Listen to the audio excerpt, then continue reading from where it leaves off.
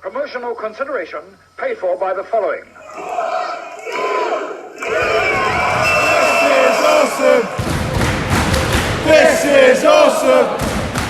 Hello and welcome once again to Cheap Shot Entertainment. As ever, I'm your host Luke and you are the Cheap Shot Nation, and we're going to take you through everything that happened at NXT UK number 57. We are a week and a half away from NXT TakeOver Cardiff, and we have some more match announcements for you for that show on the 31st of August 2019. We're going to be watching it. It's going to be a reasonable time, so I may do some live blogs and you can watch along with us, comment with us, watch it with us.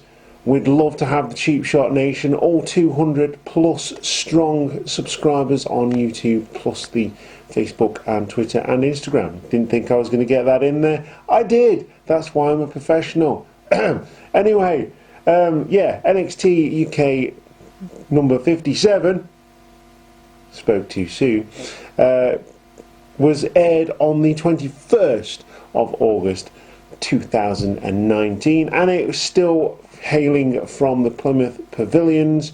I think the last show at the Plymouth Pavilions will be next week, and then we go on to Cardiff and they're going to be doing some filming over there as well. So, like I say, Twitter, Instagram, Facebook, you know the drill by now, people.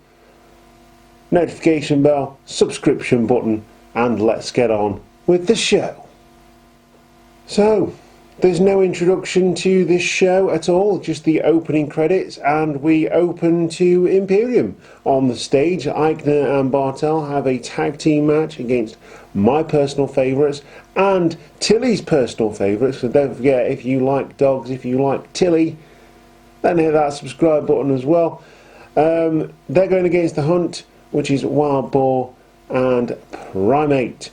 Really good tag team match to get things started here. You'd think that Imperium would have the complete run of the green. They don't. The Hunt put up a good fight here, but in the early going, Primate and Eichner bouncing into each other or like shoulder barging each other, trying to show their superiority and all that kind of stuff, you know. A bit like Friday Night in Ripley, really. Eichner outsmarts Primate after a show of supremacy, and as both go to run to the ropes, Primate runs to the ropes, Eichner stops, hits him with a knee to the midsection, and this is where Eichner takes control. There's lots of rest holds here from Imperium as Fabian Bartel comes in. But Wild Boar goes full animal in the corner and loses it, beating down Bartel in the corner. The match breaks down very quickly here after that as Wild Boar goes to the well one too many times with his patented cannonball, sort of reverse cannonball. Usually you do cannonball like that. He does the cannonball like that, which is quite cool. Goes one too many times, hits the post, and Imperium get the opening, hitting the uppercut, powerbomb, finisher for the win. The Hunt has well and truly been hunted here. They're not picking up any victories, and my fantasy booking is just completely down the drain because I don't watch Raw or SmackDown. I mean, I don't know who's who really, apart from going on pay-per-views. So all my guys and girls are NXT UK, but there you go. I'm sure I'm catching up. Maybe. Good news is our prediction league is alright. Anyway, Noam Dar versus Travis Banks is then announced for NXT UK TakeOver Cardiff. It's going to be a good one, that. I think Noam Dar consummate professional. Travis Banks brings that intensity. I've seen Travis Banks in person and he was fantastic on that night as well. But that is coming on TakeOver on the 31st of August 2019. We then cut to the back and Bartel walks through a door after trying to be interviewed and he gets beaten up. And you only see Bartel here, but Eichner apparently is beaten up as well. As the camera falls, we get a cut-off bit, and we see some feet walking past the camera with low socks on. There's only one person I know that wears those kind of socks to the ring. And yeah, we'll find out later on who that is.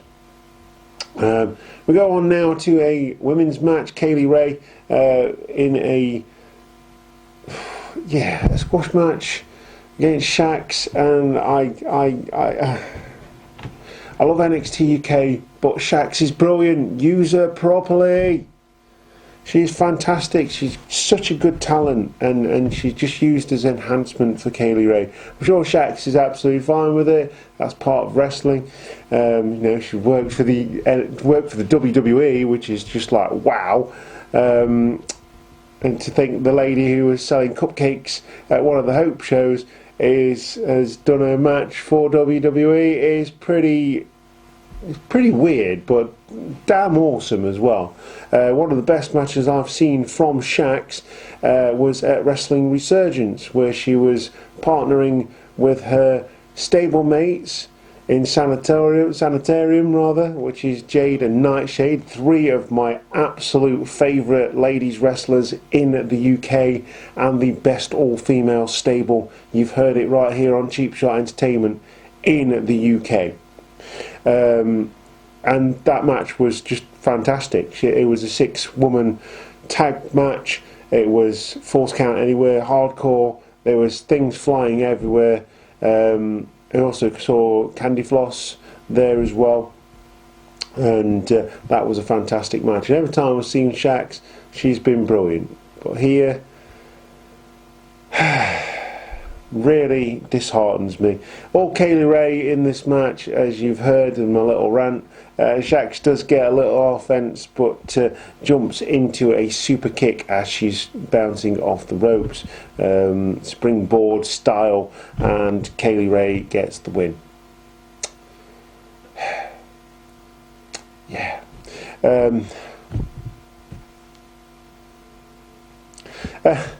Anyway, yeah, use Shax properly if you're going to use her. Because she is so good. She has such a good character and all that kind of stuff, and it needs to be used. It can be enhanced by WWE if they use her properly. Like I say, sad to see such a great UK talent getting jobbed out here. But hey, here's the pay packet. She worked for WWE, she's on the network, and that will forever be there. So well done to Shax on being picked up by WWE, even if it is just for one match. Ray then gets on the microphone, talks too much, and Storm comes down to the ring. She goes straight for the jugular here, saying that when I go home, I go to my family and love and warmth and friends, and when you go home, all you get is your shiny. If you don't know what the shiny is, that's the title draped over Toni Storm's shoulder at this moment in time, and boy does that look good. Ray gets in the head of Toni Storm. Toni Storm slaps her. Ray rolls out the ring, and Storm is like proper pumped up at this point. So yeah, she's in the head of the champion here. And got to say that Kaylee Ray's got the upper hand on Toni Storm going into NXT TakeOver on the 31st of August. Jordan Devlin now gets his interview from last week, where it was interrupted by Rhea Ripley and Piper Niven having a fight in the background. He finally gets his interview and says, "I'm not on the card. Why am I not on the card?" He is then interrupted by Kenny Williams, who challenges him to a match next week. So again, get to see Jordan Devlin. That's good. Don't bet against the Irish Ace. I certainly don't, but Kenny Williams is lucky enough to bet against the Irish Ace.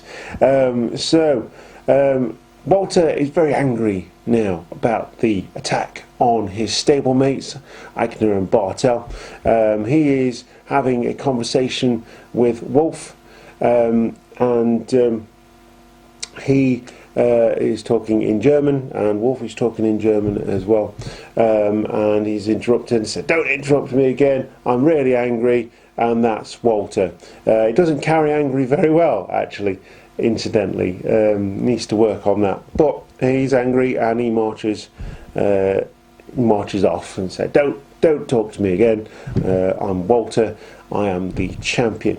Anyway, Mark Andrews with Flash Morgan Webster next, who is going against one half of the NXT UK Tag Team Champions in James Drake, and he of course is out with the spectacular, the awesome Zach Gibson. I will never take my shoes off because I don't hate Zach Gibson at all. I think he's absolutely fabulous. I think he's fantastic and great for the UK in general. In wrestling, anyone that can come out wearing a suit and get all of the fans' attention, even though there's wrestling going off in the ring, is someone that you want to study if you're planning to be a wrestler.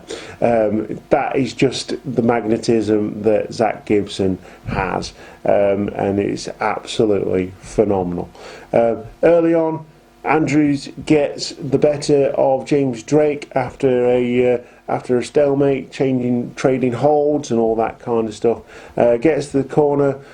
James Drake then goes to the corner for some advice after a very close near fall to a 99 100ths, as the Mitchell Man would say.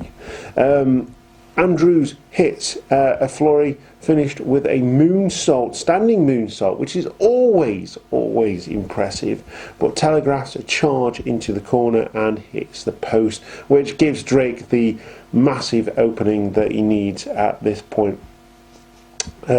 Drake in full control now. Gibson surprisingly doesn't get involved at this point, and he has Andrews in a half cravat move. Andrews manages to send Drake into the corner and hits a stomp 182, which is a roll through and a stomp to the gut. Andrews takes out Drake with a tope suicida to the outside as Drake rolls to the outside. Back in the ring now, Andrews turns a corner move into a tornado DDT. Originally Drake caught Andrews coming in, he turns that into a tornado DDT.